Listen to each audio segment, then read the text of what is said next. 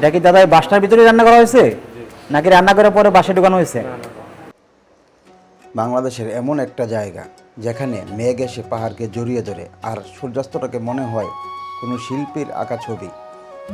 আজ আমরা যাচ্ছি সাজেক ভ্যালি, বাংলাদেশের সবচেয়ে সুন্দর পাহাড়ি স্বর্গে। ধাপে ধাপে দেখব এই সাজেক ভ্যালির সকল রূপ এবং নিব সকল তথ্য। তা আমার চ্যানেলে নতুন হয়ে থাকলে অবশ্যই সাবস্ক্রাইব করুন। নতুন নতুন ভিডিওর আপডেট পেতে বেল আইকনটি চেপে রাখুন। আমি চেষ্টা করি দেশ বিদেশে ঘুরে বেড়াতে এবং সৌন্দর্য উপভোগ করতে এবং আপনাদের দেখাতে চেষ্টা করি। অবশ্যই আপনারা ভিডিওটি না টেনে সম্পূর্ণ দেখুন। এবার আসি কিভাবে যাব এই সাজেক। সাজেক যেতে হলে ঢাকার সায়দাবাদ বা আরামবাগ থেকে আপনি টিকিট কাটতে পারেন বা অনলাইনে টিকিট কাটতে পারেন। আমি আরামবাগ থেকে সেন্ট মার্টিন পরিবহনে উঠেছি। আমি মূলত অনলাইনে টিকিট কেটেছিলাম। আর সেন্ট মার্টিন পরিবহন একটি স্লিপার কোচ এসি ভাড়া নিয়েছিল 1600 টাকা। আপনি কম খরচে চাইলে আরও নন এসি বাসে গেলে মাত্র 800 টাকায় চলে যেতে পারবেন। রাতে ঢাকাকে পিছনে ফেলে একটু ঘুমানোর ফাঁকে চলে এসেছি আমরা খাগড়াছড়ির খুব কাছাকাছি। দেখা যাচ্ছে ভোরের আলো, চারদিকে সুন্দর সবুজ পাহাড়ি রাস্তা, অপূর্ব এক অনুভূতি।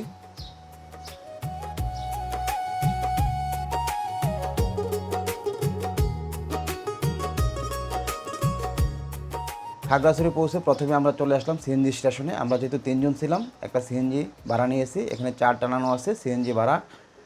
এক রাত থাকা এবং পরদিন বিকাল 5টা পর্যন্ত আমাদেরকে খাগড়াছড়ি শহরের বিভিন্ন স্পট ঘুরিয়ে দেখাবে। তাদের ভাড়া পড়েছিল 6700 টাকা। সকালে নাস্তা সেরে নিলাম সিএনজি স্টেশনে হোটেল অবকাশে। নাস্তাটা মোটামুটি ভালো মানের ছিল। তো সিএনজি দিয়ে শুরু হলো সেই ভয়ঙ্কর পাহাড়ি জার্নি। শুধু ভয়ঙ্কর বলবো না, ভয়ঙ্কর সুন্দর জার্নি, অপূর্ব সুন্দর এই জার্নিটা।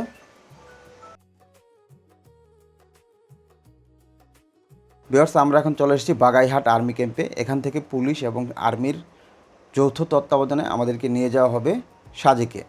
প্রতিদিন সকাল 10:30 এবং দুপুর 2:30টায় একটি করে বহর যায় এবং ঠিক একইভাবে এই বহরগুলো ওইখান থেকে সাজেক থেকে সকাল 10:30 এবং দুপুর 2:30টায় ফিরে আসে। আপনি সাজেক যেতে চাইলে কোনো অবস্থাতেই এই বহরের ছাড়া যেতে পারবেন না, কোনোভাবেই যাওয়া যাবে না। এখান থেকে প্রত্যেককে রেজিস্ট্রেশন করে এবং আপনাকে এখানকার চেকপোস্টে আপনার ন্যাশনাল আইডি কার্ড দেখিয়ে অবশ্যই যেতে হবে।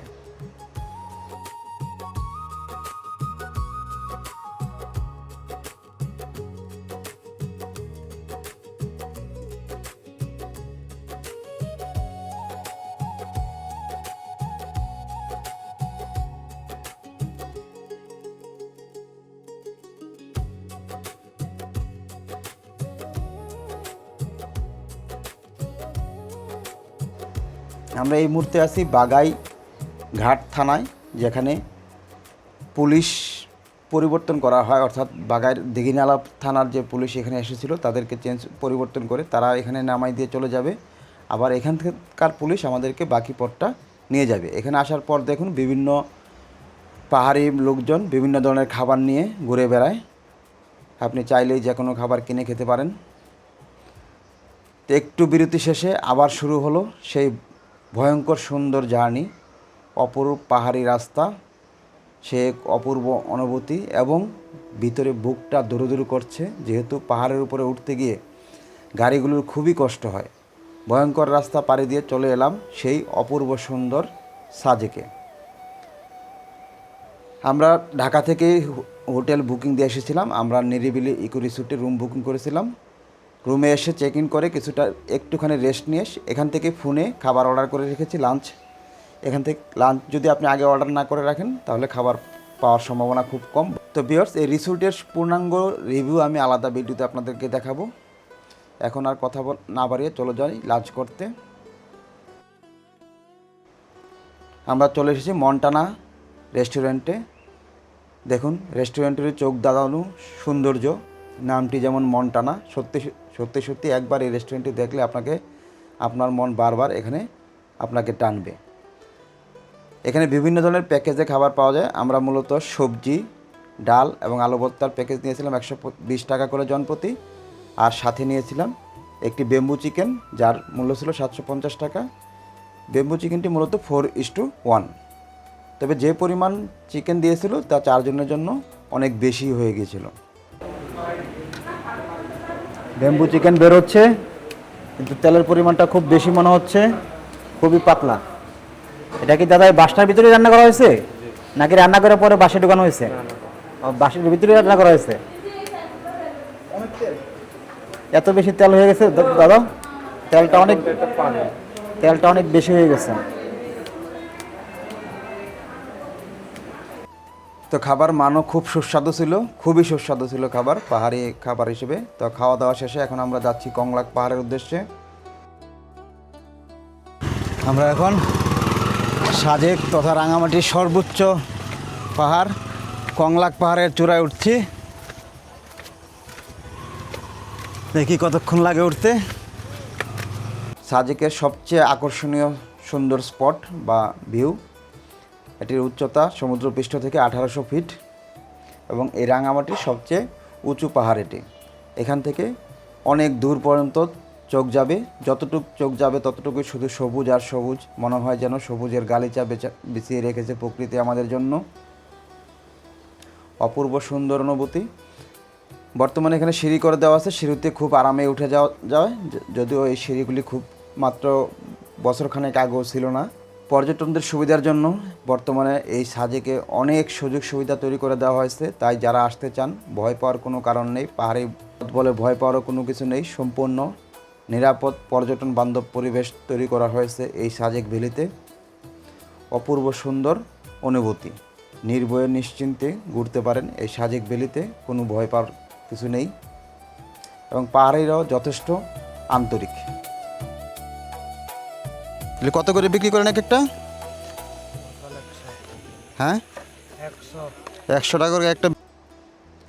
এখানে দেখা যাচ্ছে একটি ফটো সেশনের জন্য ফটো জোন তৈরি করে দেওয়া আছে 360 ডিগ্রি ক্যামেরার মাধ্যমে। এখানে লাইটিং দেওয়া আছে, খুব সুন্দরভাবে রাতের বেলা ছবি তোলা যাবে। আমি এখন পাখির চোখে দেখার চেষ্টা করছি কংলাক এবং তার আশপাশের এলাকাগুলো। যেদিকে চোখ যায় শুধু সবুজ আর সবুজ। প্রকৃতি যেন অপার রূপে সাজিয়েছে তাকে আমাদের জন্যে, কিন্তু আমরা অনেকেই এই প্রকৃতিকে নষ্ট করার চেষ্টা করি। তো যারা এই সাজেক আছেন তাদের প্রতি অনুরোধ থাকবে, যেখানে সেখানে ময়লা আবর্জনা ফেলবেন না, প্রকৃতিকে নষ্ট হতে দিবেন না, প্রকৃতিকে তার নিজের মতো করে থাকতে দিবেন। তাহলে আমাদের জন্য সেটা হবে অপূর্ব সুন্দর এবং মঙ্গলময়।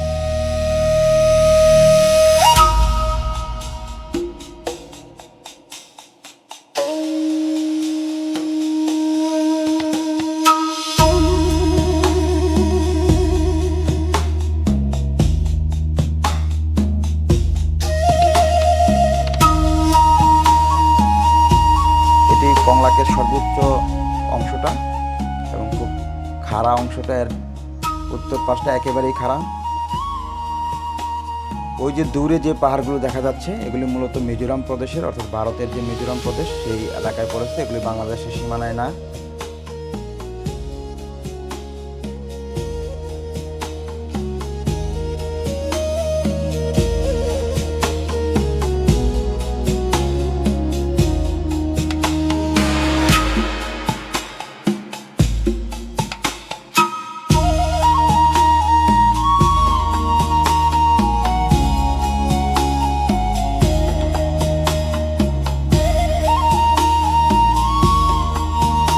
কি এটা কি চিকেন নাকি? জি জি চিকেন। আর এই যে এটা কি বাঁশ? মুরগি, এটা আলু বাঁশ, এটা আলু, ওই যে কাঁসাবা কাঁসাবা, হ্যাঁ কাঁচাবা, এই যে বাঁশ, পাহাড়ি বাঁশ। বাঁশের কি এটা না বাঁশ করুল? তো এটা ভিতরে কি দিচ্ছেন? বাঁশ করুল দিয়ে মনে করি বানাইছে, চিকেন রোল বানাইছে।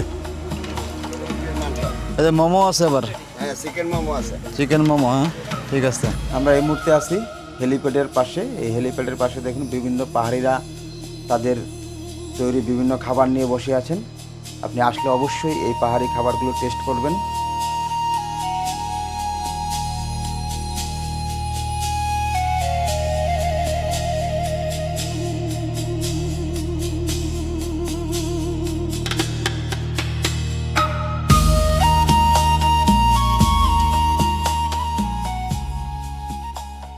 সাজেকের প্রথম দিন শেষ হলেও সামনে এখনও অনেক কিছু বাকি, কারণ পরের পর্বে থাকছে সাজেকের অসাধারণ মেঘের খেলা, ড্রোনে দেখা অবিশ্বাস্য সব দৃশ্য আর সানরাইজের ম্যাজিক্যাল মুহূর্ত। তাই ভিউয়ার্স, ভিডিওটি ভালো লাগলে অবশ্যই লাইক দিন, কমেন্টস করুন, বন্ধুদের সাথে শেয়ার করুন। দেখা হবে পরের ভিডিওতে। সেই পর্যন্ত অপেক্ষা রইলাম। ধন্যবাদ সবাই।